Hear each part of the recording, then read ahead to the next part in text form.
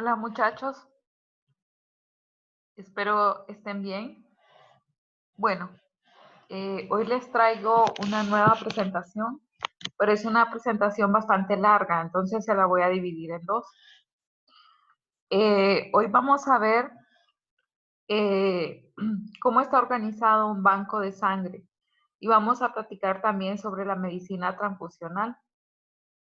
Me imagino que alguno de ustedes ha donado sangre, em, que ha visto cómo se hacen algunas de las pruebas importantes, por ejemplo, que el candidato cumpla los requisitos para poder ser donador, las pruebas iniciales que se le hacen, le toman una muestra, ya después le dice sí, pase adelante, usted es un candidato para donación.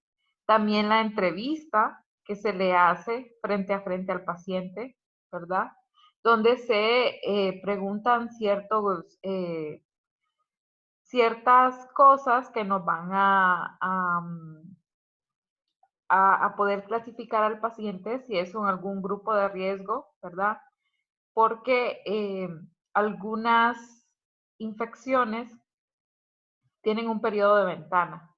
O sea que generalmente este periodo de ventana cada vez va siendo más corto, ¿verdad? Como en el caso del VIH, antes se detectaban a los 6 meses de infectado, después a los 2 y así se fue reduciendo y ahorita los equipos que ya tienen los bancos de sangre generalmente lo detectan casi una semana después de la infección, ¿verdad? Entonces, pero siempre se guarda el cuidado de que sea una sangre segura. Una profesora de nosotros siempre decía que la mejor sangre es la que no se recibe, ¿verdad? Porque ya van a ver ustedes que pueden haber ciertas cosas, ¿verdad? Tampoco no es que sea seguro, sino que en un paciente, por ejemplo, politransfundido, este paciente puede tener ya algún tipo de reacciones, porque ya ha tenido varias transfusiones y pudo estar en contacto, pues, con la gente de varias personas y poder generar algún tipo de inmunidad contra esta sangre. Entonces hay varias cosas de las que hablar de un banco de sangre y de la medicina transfusional. Bueno, entonces tienen que saber cómo está organizado el banco de sangre. Bueno, dentro de la organización del banco de sangre tenemos a un jefe de todo el departamento, los profesionales de microbiología, microbiólogos, supervisores de turnos. Los microbiólogos son los que hacen las pruebas más importantes, ¿verdad? Pero tenemos compañeros técnicos que también ayudan en la toma de la muestra, ayudan en la separación y el procesamiento de algunos tipos de componentes. Hay turnos A, B y C, porque sobre todo si es un hospital, los hospitales grandes tienen sus propios bancos de sangre, ¿verdad? Los hospitales pequeños o, por ejemplo, los hospitales públicos quizás no tienen su banco de sangre, pero sí tienen su sección en donde se hacen las pruebas pretransfusionales para garantizar que esa unidad que tal vez la trajeron de la Cruz Roja, porque ese es el sitio que provee a los centros pequeños. Bueno, siempre, aunque diga que es O positivo y el paciente sea O positivo, no nada más se le coloca solo así, sino que se le hacen unas pruebas antes de pasarle esta sangre al paciente. Entonces, en los hospitales grandes generalmente hay turno A, turno B y turno nocturno, porque, bueno, ustedes saben que hay pacientes que los operan en la madrugada, llegan pacientes con hemorragias que tienen que compensarles rápido la pérdida de sangre en maternidad, accidentes, etc. Entonces, siempre hay un turno C.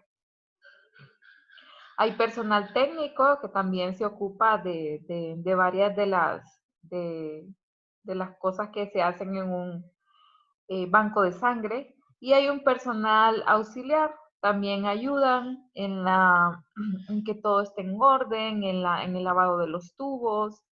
Generalmente se dedican a lo que es el apoyo en la limpieza. No son personas de limpieza comunes, ¿verdad? Sino que ellos están capacitados para eh, la limpieza de los equipos del banco de sangre. Entonces, ¿cuáles son las funciones del departamento 1? Este departamento 1 es el que se va a encargar de cuando llega un paciente, de calificar al paciente para ver si es eh, posible que pueda volverse un donante, sí o no, ¿verdad? Bueno, decimos pacientes, pero en este caso son posibles donantes. Se encarga de la obtención, la recolección, el procesamiento, el almacenamiento y distribución de la sangre y sus hemoderivados para las emergencias y salas. El departamento 1 también hace las pruebas de tamizaje a donantes de sangre, donantes de leche, porque también hay banco de leche. No sé si ustedes han escuchado, en el hospital escuela hay un banco de leche, ¿verdad? Que las madres donadoras llegan ahí para, sobre todo, para darle a los niños que están bastante débiles en cuidados intensivos neonatales, sobre todo.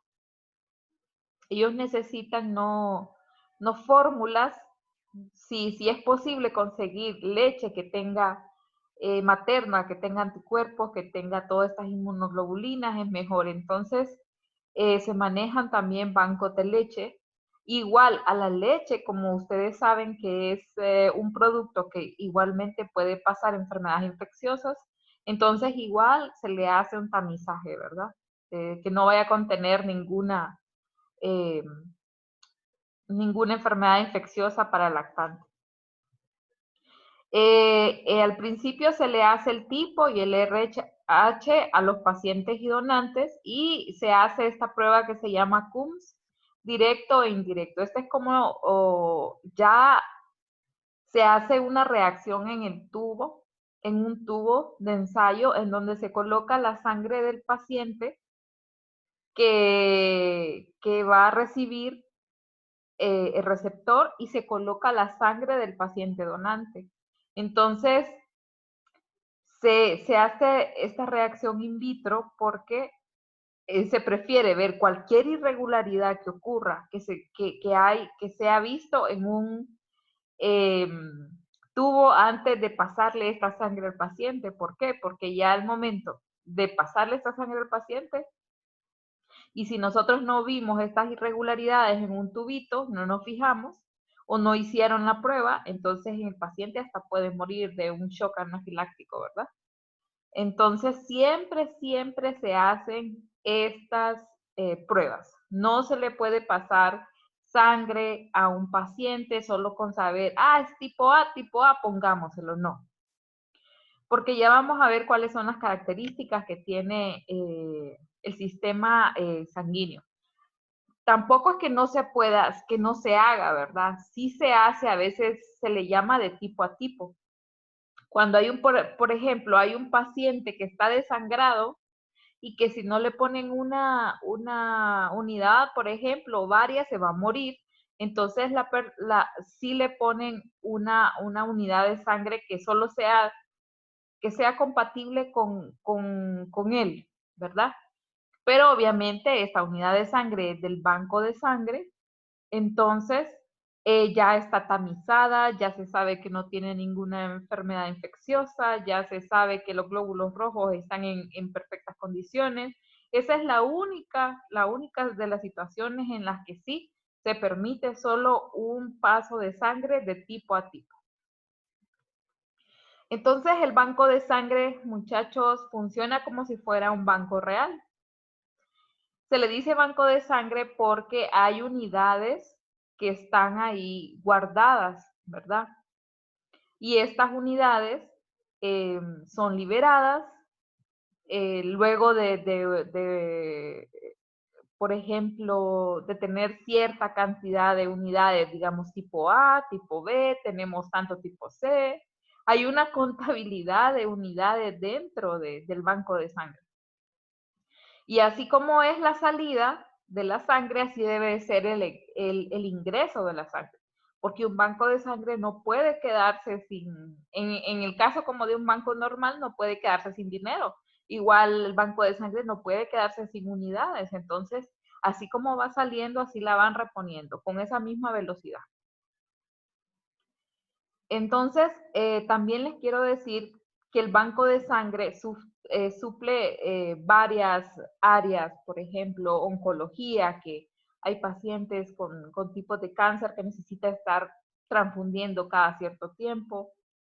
Cubre maternidad, ¿verdad? Las mujeres pueden desangrarse, pueden ocupar unidades de sangre, cubre un montón de salas. Entonces, entre más grande sea el hospital y más atención hay más trabajo para el banco de sangre.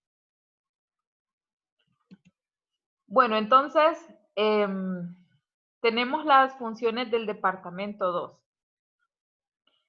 Bueno, entonces el departamento 2, en este caso, ya al paciente, bueno, o al posible donante, ya se le hicieron las pruebas iniciales. Miren, cuando ustedes van a donar sangre, no es que desde el principio ya van a saber si usted no tiene VIH, si usted no tiene hepatitis, si usted no. Las pruebas iniciales que le hacen a usted es, le toman el peso, si está en el rango de peso aceptable, pues bueno, sigue. Son varias situaciones las que tiene que ir avanzando, ¿verdad? Después le toman la presión arterial para ver si es un donante adecuado, no está hipertenso, no está hipotenso, que lo puede llevar a desmayarse. Luego de esto sigue una entrevista, ¿verdad? Escrita, donde uno va chequeando si hay factores de riesgo en el paciente, y cuando uno sabe si aquí hay un factor de riesgo en el paciente, entonces, bueno, entonces el paciente ya queda descartado como donante, ¿verdad? No es que tenga alguna enfermedad infecciosa, sino que la conducta de riesgo nos lleva a descartarlo. Una vez que usted ya aprobó también la entrevista escrita, entonces ya después procede con la toma de muestra. A usted le toman la muestra, pero ahí a usted le van a medir unas cuantas cositas nada más. Por ejemplo, que tenga una hemoglobina adecuada para poder donar. Le van a hacer su tipo de sangre, su tipo y su RH. Le van a hacer rapidito porque son pruebas rápidas si tiene sífilis. ¿Qué más? Bueno, no son muchas las pruebas, ¿verdad? Solo si todas las pasa, entonces ok. Este donante ya pasó la parte física, la entrevista y pasó la parte de las pruebas iniciales. Entonces ya con esto a usted lo llaman y le dicen, sí, pase a donar. Luego que usted donó la sangre y captan la unidad de sangre, no crean que ahí se queda todo. Esa sangre es almacenada. Todavía no se le puede pasar al paciente esa sangre porque hace falta las pruebas especiales que le van a hacer a esa unidad. Usted ya se fue para su casa y ya ni se recuerda que dio la unidad, y en el laboratorio sigue otro proceso que es la investigación de las enfermedades infecciosas. Ahí es donde ven chagas, donde ven si tiene hepatitis B, C, si tiene una enfermedad que se llama HTLV, una enfermedad viral, también VIH, y todas las pruebas más importantes para asegurar que esa sangre está lo más limpia y lo más segura para poder pasárselo a un paciente receptor que la necesita. Entonces, bueno, esa es en la parte 1. En la parte 2, entonces aquí ya tenemos a los microbiólogos o los técnicos que van a estar encargados para hacerle las pruebas a la predonación. ¿Qué necesitamos nosotros de parte de ustedes? Bueno, que nos traigan la muestra de sangre del paciente que necesita recibir una donación. Porque nosotros ahí la vamos a probar, como les digo yo, en el tubito de vidrio, y le vamos a hacer varias pruebas para saber, para confirmar, siempre le volvemos a confirmar, aunque usted le ponga ahí que es RH negativo o no. Nosotros lo tomamos que como desde cero. ¿Por qué? Porque se pueden equivocar y no podemos, no solo ustedes, sino que el paciente, el médico y todo, y es una cadena y nosotros no podemos darle una sangre a un paciente que no estamos seguros. Entonces se vuelven a hacer las pruebas de tipo tanto del donante, otra vez de la unidad, aunque ya esté tamizada, aunque ya esté ya guardada, y ya porque ya pasó todas las pruebas, entonces se le vuelven a hacer eh, estas pruebas, ¿verdad?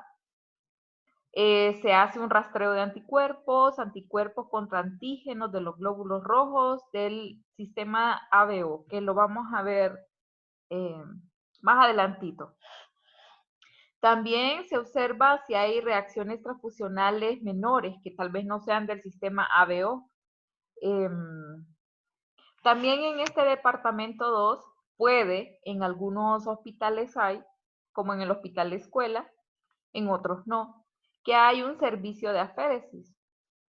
Este procedimiento se hace en un equipo donde el mismo paciente, le sacan la sangre al paciente, tal vez lo que quieren es un componente como, por ejemplo, plasma, plaquetas para pasárselo a otro paciente, pero ya no necesitan toda esa sangre, todos esos glóbulos rojos y todo, entonces le vuelven a meter la sangre al paciente, o al donante, perdón, al donante.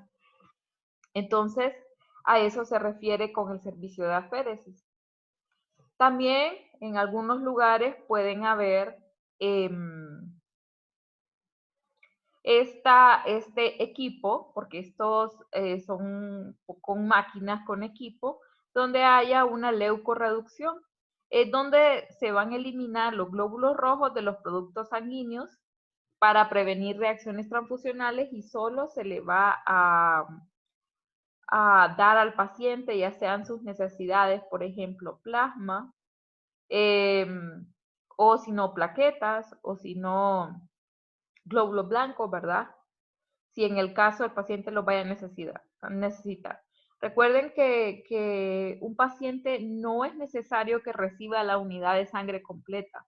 A veces el paciente solo necesita que le pasen plaquetas porque se está desangrando, necesita solo plasma porque, digamos, hay diferentes criterios, ¿verdad? Un paciente de una quemadura necesita plasma, entonces solo eso le van a pedir.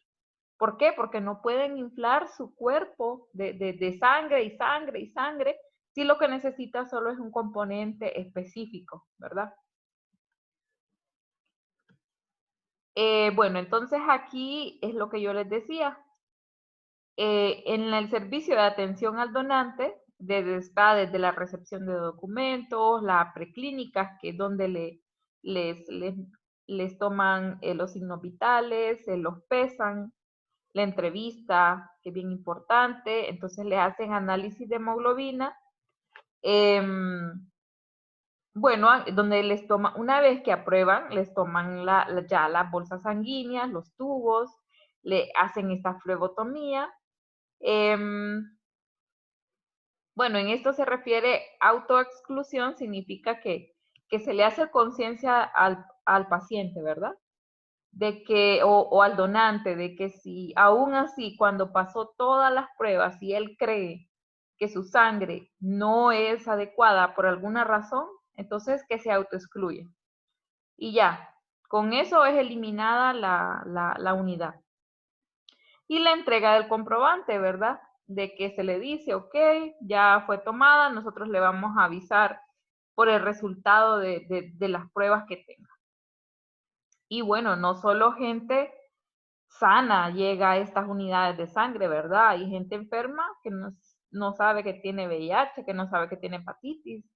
Entonces, con ellos, lo que se hace es que hay una unidad responsable de notificarle al paciente qué es lo que se encontró y bueno, y de darle tratamiento y seguimiento a este paciente. No es que se le dice, ok, usted tiene VIH y ahí veas, sino que se le ayuda ahí en el mismo hospital o centro de salud o por parte de la Cruz Roja, se le refiere a centros o instituciones de salud que pueden darle cobertura y ayudarlo en el proceso que se le detectó, ¿verdad?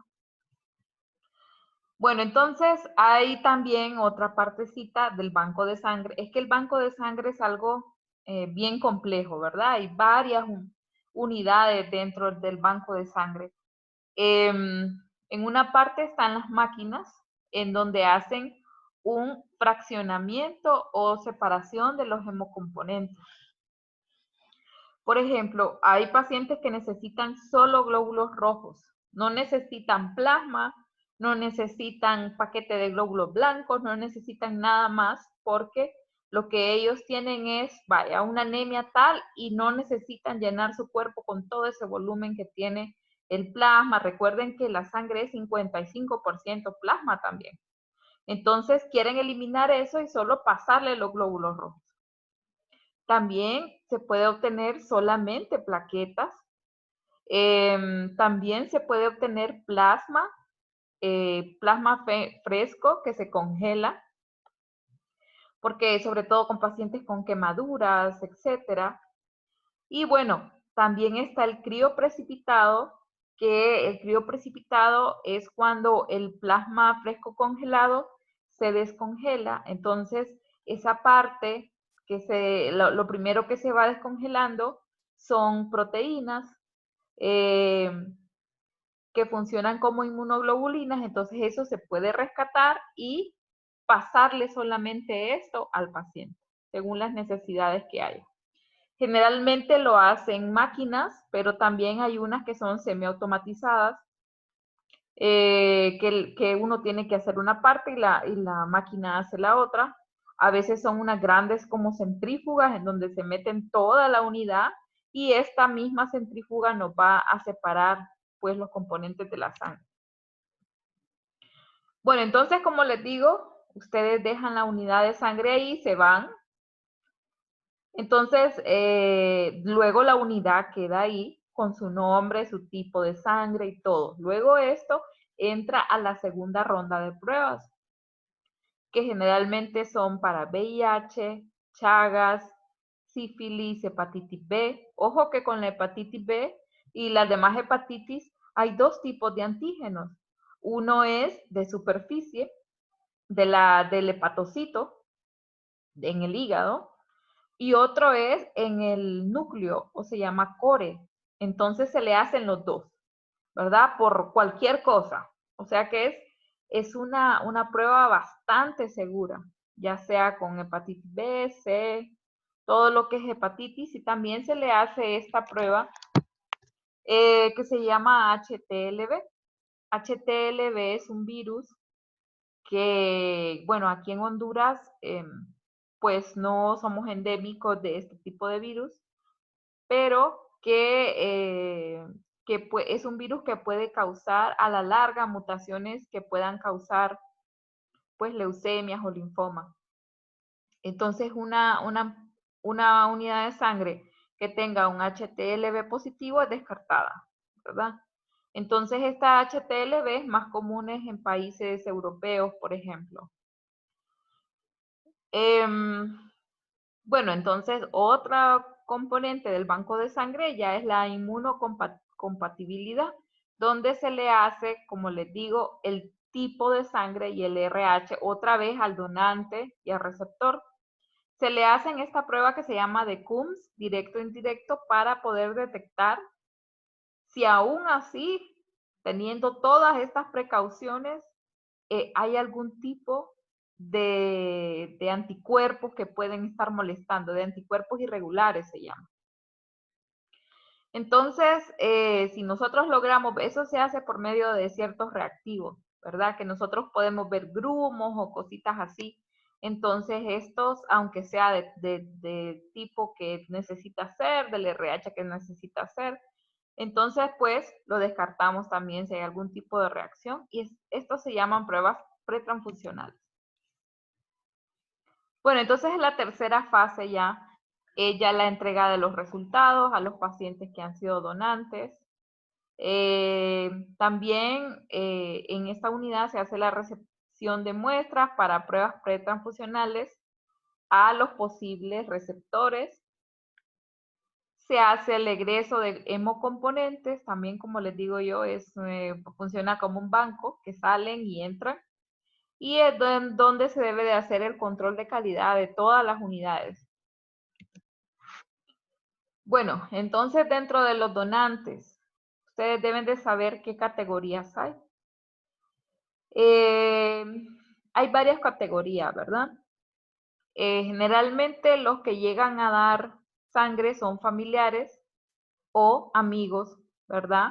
Para, por ejemplo, si se sabe que le van a hacer una cirugía y que necesita dejar 1 o 2 unidades de sangre para la cirugía que le van a hacer al paciente, sea que lo ocupe o no, el paciente debe de tener amigos o familiares que lleguen a donar, ¿verdad? Esto se hace sea que ocupe o no la sangre. Están también los remunerados, en los que les pagan, porque para cada cierto tiempo ellos estén dando sangre, pero se les considera que estos remunerados son los más peligrosos. Cuando nosotros nos damos cuenta en el laboratorio o hay indicios de que les puedan estar pagando por donar esta sangre, entonces nosotros preferimos rechazarla, porque significa que tiene alguna conducta de riesgo, no siempre, ¿verdad? Porque hay gente que puede donar la sangre porque tiene algún problema económico, lo que sea, pero generalmente son personas pues que en general, en porcentaje, tienen una vida bien desordenada. Los autólogos, que ellos mismos, vaya, se van a someter a alguna cirugía, lo que sea, entonces antes de someterse a la cirugía,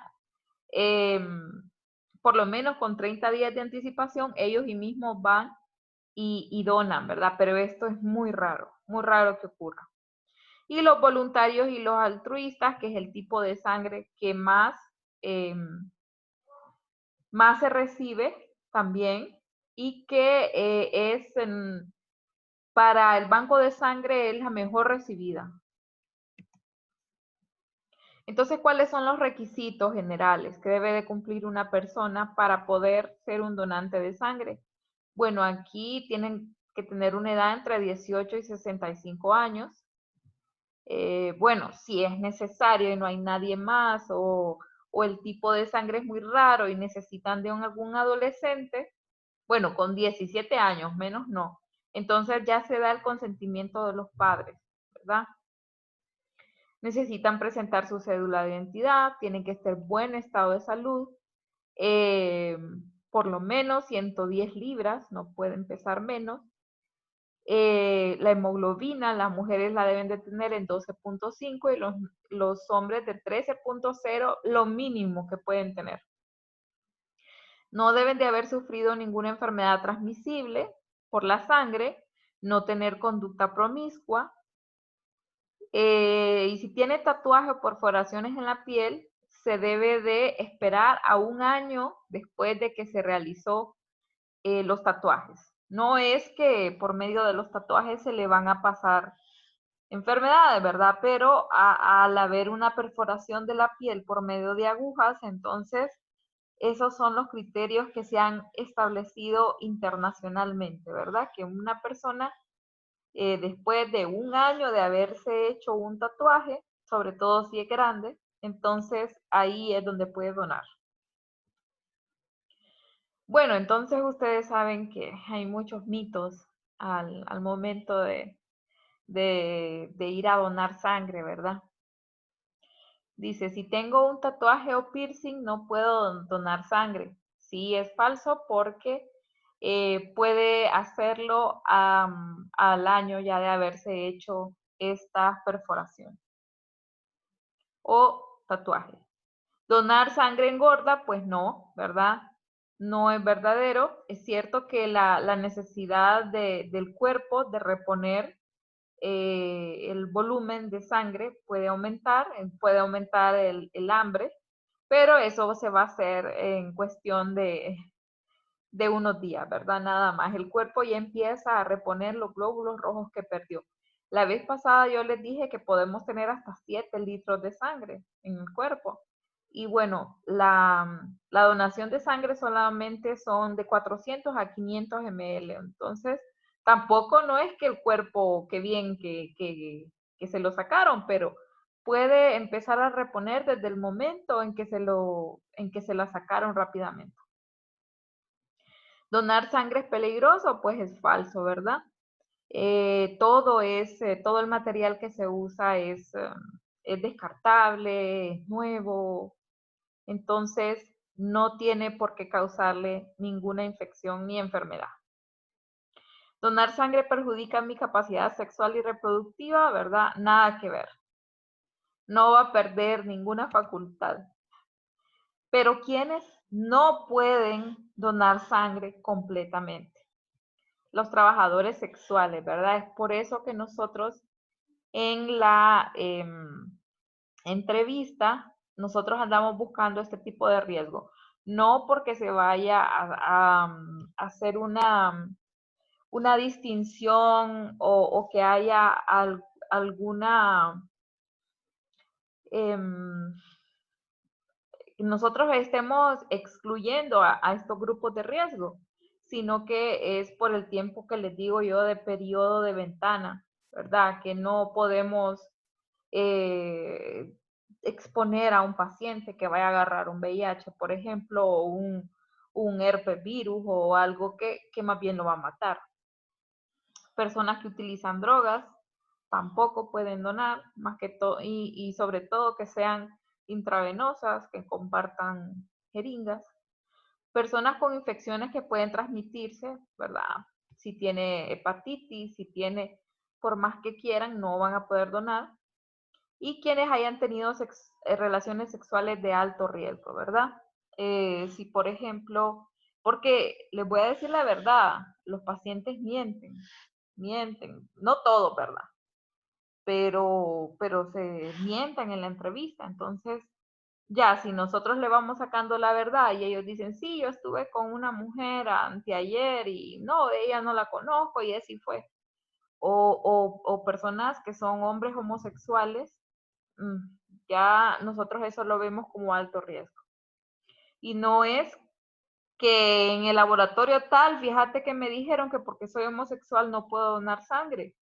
No, ¿verdad? Sino que esas son normas internacionales. Por algo las pusieron y uno las debe de seguir. ¿Con qué frecuencia pueden ustedes donar sangre? Los hombres cada 3 meses y las mujeres cada 4 meses para permitir que se recuperen bien los niveles de hemoglobina, que como ustedes saben en el hombre es más alta que en la mujer. Bueno, entonces tenemos qué volumen de sangre se dona en estas unidades, normalmente de 440 a 500 ml. Ya sabemos que tenemos hasta 7 litros en el cuerpo, entonces no se van a morir, ¿verdad? Pero si bien es cierto que puede haber una descompensación de fluidos cuando lo están donando, por eso es que hay algunos pacientes que hasta se pueden desmayar, se ponen pálidos y todo eso, pero eso solo dura poco tiempo, en algunos de ellos, no es en todas. Generalmente las personas que donan sangre pues no tienen ningún problema. Bueno, entonces, ¿en qué casos se le va a dar a un paciente sangre? Bueno, de forma electiva porque hay cirugías programadas, ¿verdad? Entonces, no es que sea 100% necesario, pero se debe de tener esa unidad preparada para que ya al momento, si nosotros estamos esperando que sea una cirugía bastante progresiva y prolongada y ser una cirugía mayor, tener la cantidad suficiente y ya hecho los cruces y todo para que el paciente reciba esa sangre. ¿Por qué? Porque a última hora estos son procedimientos que tarda, ¿verdad? Y imagínense, se está desangrando y empezar a hacer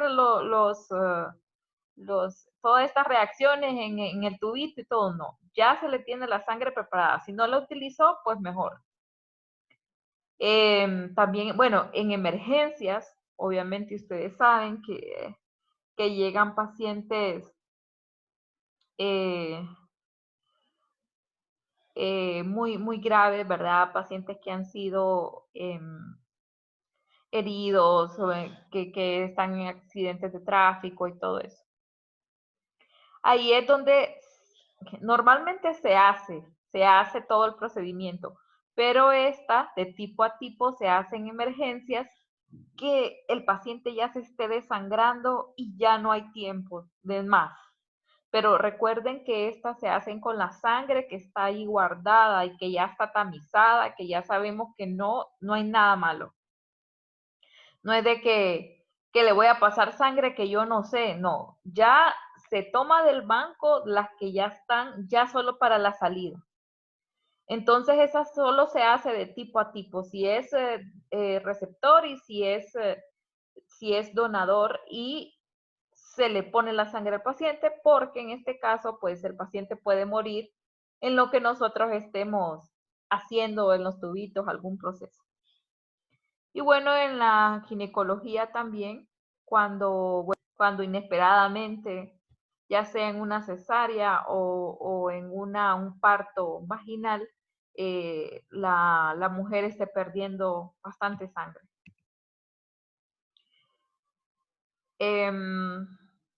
Bueno, entonces la boleta que ustedes van a llenar. Ustedes nos van a llevar la muestra de sangre del paciente a que se espera que se le transfunda la sangre, el paciente receptor. La boleta que ustedes van a llenar tiene que tener el nombre completo del paciente y el número de expediente correcto, porque imagínense una equivocación. No matamos al paciente. La edad, el sexo, la sala en la que está ingresado o en la que va a estar ingresado, el componente solicitado y la cantidad, porque no solamente van a traer una unidad, ahí hay para un solo paciente, a veces se llevan 3 unidades, más una de plaquetas, más todo eso.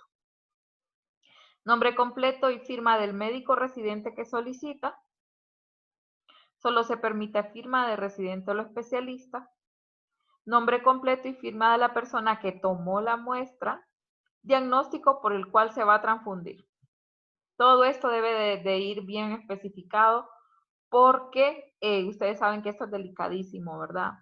Entonces, por ejemplo, puede venir una persona lo haya hecho bien, pero viene el que va a tomar los tubos y se equivocó y rotuló de un tubo con el nombre de otro y llegó al laboratorio y eso fue un desastre. Entonces, por eso es que toda la cadena de seguridad hasta que llegue al laboratorio, una vez que salga, debe de tener los responsables de quién fueron. Bueno, entonces las muestras que nos van a llevar ustedes son 2. Una muestra con tapón morado o con anticoagulante, que es heparina, y una muestra con tapón rojo, que no tiene anticoagulante, ¿verdad? Estas muestras deben de llevar el nombre completo del paciente, el número de expediente y la sala en la que se solicita.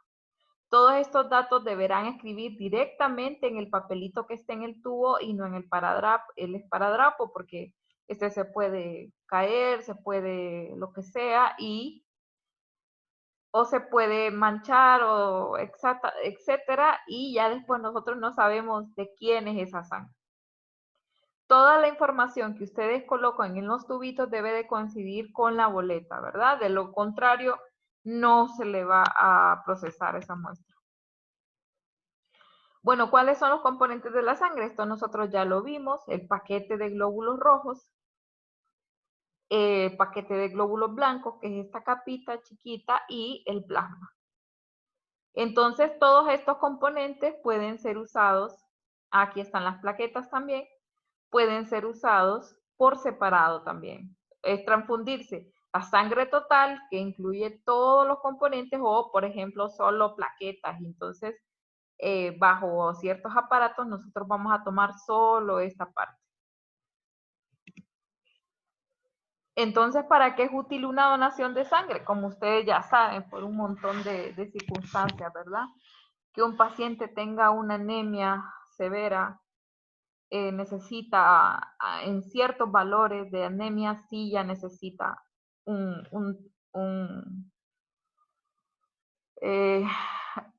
que se le done sangre. Hemorragias, obviamente, deficiencia de factores de coagulación, cuando un paciente pues no puede coagular por él mismo o tiene ciertas deficiencias, se le necesitan pasar plaquetas, ¿verdad? Quemaduras grandes también, intervenciones quirúrgicas, trasplante de órganos y tejidos, traumas por accidente y pérdida de sangre, como saben, mujeres gestantes con hemorragias, bebés y niños con infecciones complicadas también. También se necesita pasarle sangre con componentes sanos, ¿verdad? Que vayan a ayudarle al sistema de su cuerpo a salir, a ayudar. Recuerden que todos estos componentes tienen el tejido sanguíneo, por ejemplo, glóbulos blancos, glóbulos que le van a ayudar al paciente porque son activos, ¿verdad? Bueno, entonces aquí entramos a otro temita, que es el sistema ABO. La mayoría de nosotros sabemos qué tipo de sangre somos. Por ejemplo, yo soy O positivo. El O positivo es el tipo de sangre más común que hay. Pero ya vamos a ver.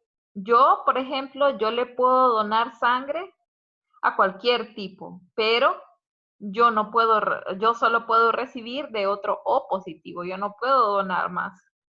Pero hay otros grupos del sistema ABO, incluye otros grupos, que es el grupo A. Este sistema ABO se descubrió en el año 1900 por este científico llamado Karl Landsteiner. Entonces, ellos se dieron cuenta que en la superficie de los glóbulos rojos habían unas proteínas, que estas proteínas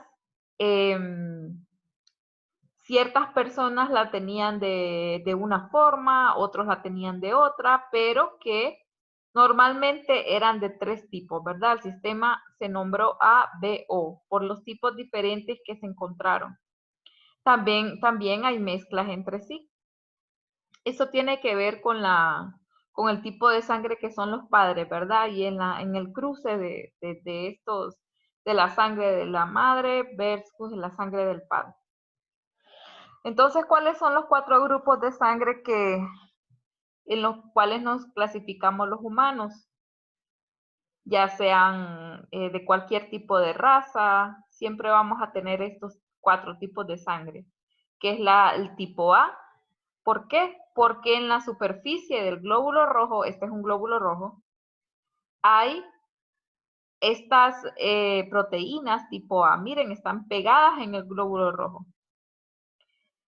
Entonces, bueno, esto que ven, que es otro tipo que está aquí alrededor, ya les voy a ir adelantando, esto es en el suero o en el plasma. En el plasma hay el opuesto. El opuesto de A es B. Entonces, él es tipo A, pero estos son anticuerpos. Tiene antígenos tipo A, que los antígenos yo les dije que son estas proteínas que están pegadas al glóbulo rojo, antígenos tipo A, pero anticuerpos tipo B en el suero. Entonces ocurre lo mismo con los diferentes grupos. Este es un glóbulo rojo tipo B porque tiene los antígenos tipo B pegados, pero tiene su anticuerpo opuesto. Si ellos son B, van a tener anticuerpos tipo A. Entonces, miren, este es el tipo de sangre AB. Significa que él tiene pegado en su estructura antígenos tanto tipo A como tipo B y no tiene anticuerpos. Miren, no anticuerpos, porque los tiene todos, no necesita tener anticuerpos. Anticuerpo es, vaya, si yo soy un grupo AB, usted me puede poner cualquier tipo de sangre. Bueno, no, claro, hay que tamizarla y todo, pero yo soy el aceptor de todo tipo de sangre. Pero si yo tengo anticuerpos tipo B, yo no puedo aceptar de la A porque es el contrario. Entonces, bueno, ¿qué le pasa al tipo de sangre así como el mío? Tipo O. El tipo O puede ser llamado tipo 0 porque en la superficie del glóbulo rojo no hay ningún tipo de antígeno. No hay nada pegado. Miren, está en 0, no hay nada. Pero él tiene anticuerpo contra los dos tipos opuestos, contra A y contra B. O sea que a la persona que es grupo O no se le puede poner sangre ni A ni B. Bueno, entonces entrando un poquito más al detalle, el sistema ABO fue el primer sistema de los grupos sanguíneos descubiertos, siendo más importante con relación a la transfusión sanguínea. Entonces, en el antígeno, en el sistema ABO, como les decía yo, hay antígenos que están pegados a los glóbulos rojos y hay anticuerpos que están en el plasma.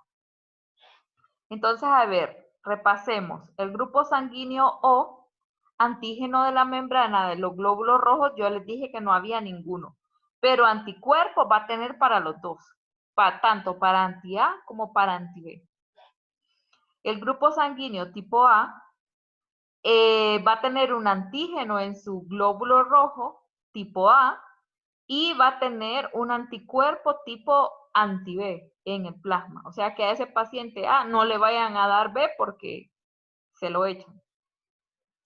Igualmente pasa al grupo sanguíneo B, en su glóbulo rojo tiene el antígeno B y tiene el contrario en el plasma, ¿verdad? Y el grupo sanguíneo AB, que dicen que es la sangre de Reyes, porque es la más rara, tienen el antígeno de membrana, ya tanto A como B, y como no puede tener ningún opuesto, no tiene ningún opuesto. Bueno, entonces unos años después de que se descubrió el sistema ABO, vieron de que a las personas que se lograba transfundir la sangre, se morían. Algunas de ellas morían y entonces no sabían qué más podría estar pasando, por qué les daban estas reacciones a estos pacientes, si ya habían visto el sistema ABO y todo. Bueno, entonces comenzó la era de la investigación científica y descubrieron el sistema RH, que es un sistema así, aparte del ABO, pero es un sistema bastante importante porque da igual un RH, si usted es RH positivo, que le pongan un RH diferente, ¿verdad? O un negativo y le ponen un positivo, lo pueden matar. Entonces esto le pusieron RH por las investigaciones que hicieron con el simio Macacus rhesus, ¿verdad? Y ahí viene el RH por las iniciales. Entonces se agrupan entre solo dos opciones, RH positivo y RH negativo.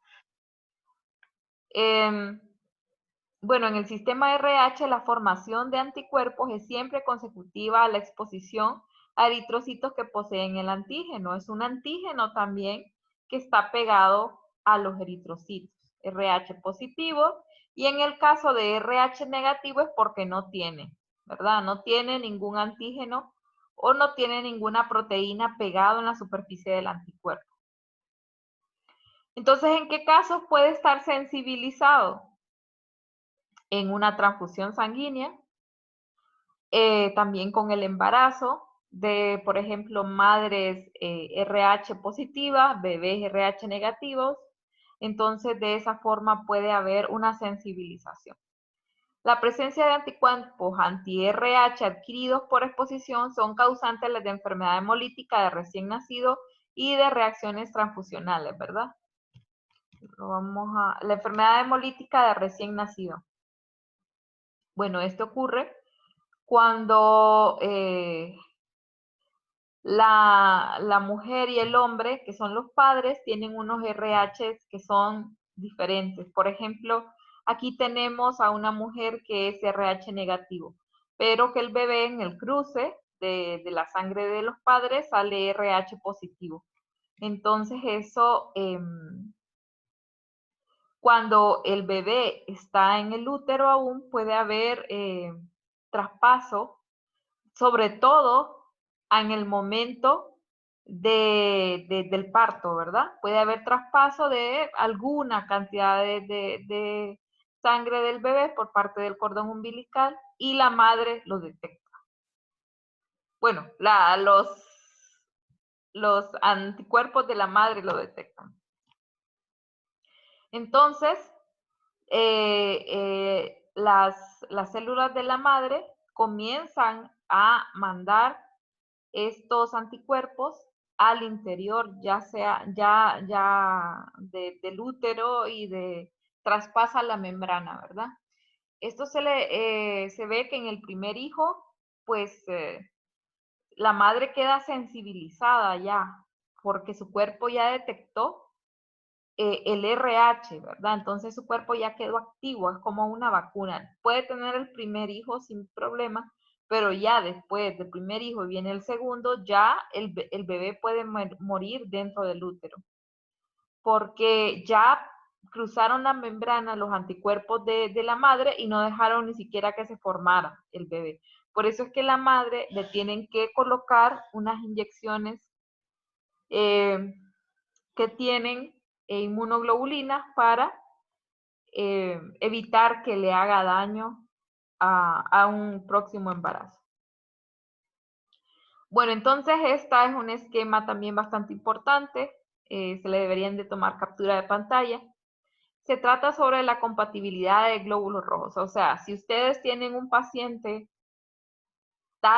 con tal tipo de sangre, ¿qué le debo de pedir? O que no les vaya a asustar si a un paciente que es AB le vayan a dar tipo de sangre A. Entonces usted diga, no, qué barbaridad, que no sé qué. Entonces tienen que ver quiénes son los receptores y quiénes son los donadores. Como vemos, el tipo de sangre O puede darle a todos ellos O negativo, porque el que sea negativo no interfiere con que sea, por ejemplo, O positivo. Igual lo puede recibir. El problema es que un O positivo le vaya a dar a un O negativo. Entonces el O negativo le puede ser el donante de todos estos. El A le puede dar al mismo A y al AB también le puede dar. El B le puede dar al mismo B y a la B. El O positivo le puede dar al A positivo, B positivo, O positivo y el AB positivo. Ya a los negativos no le puede dar. El RH negativo no le puede dar porque él tiene la proteína en su superficie. El AB positivo solo le puede dar al AB positivo. Nosotros decimos que el AB solo puede dar a AB, pero es el receptor universal, ¿verdad? Él sí puede recibir, pero donar no, solo al AB. El A negativo puede darle al A positivo porque recuerden, una persona que sea AB negativo le puede dar, perdón, A negativo le puede dar a un A positivo, no hay problema. El problema es a la inversa, que el A positivo le quiera dar al A negativo no se puede. Entonces, el A negativo le puede dar al A positivo, a la B positivo, a la A negativo al B negativo y el A a B negativo. Y así vamos, ¿verdad? Bueno, entonces por eso decimos en las pruebas cruzadas que esto se hace en in vitro, en laboratorio, que lo negativo es el donante universal porque no tiene ningún tipo de antígeno en su superficie, ya sea de ABO o de RH, no tiene nada. El AB positivo es el receptor universal, él puede recibir de todos. Bueno, entonces aquí está una tablita donde nos resume lo que les he dicho. Si quieren, tómenle una captura de pantalla y lo van leyendo con detalle, ¿verdad?